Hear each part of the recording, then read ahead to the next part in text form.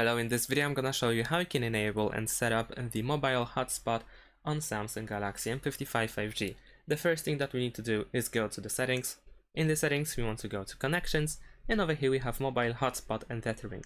If you go there, you will find the options that allow you to activate the mobile hotspot. However, keep in mind that in order to make them work, you need to disable data saver. So if you use data saver, you need to go back and then go to data usage, and then over here we have the data saver, and we need to turn this off in order to make the mobile hotspot accessible.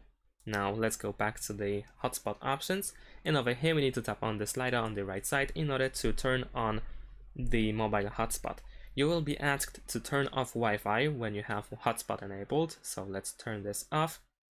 And now we have hotspot enabled. We can also tap on the hotspot title, and here we can find the details about our hotspot, where we can change the network name, we can change the password, the bandwidth, which can be set to 5 GHz instead, and so on and so forth.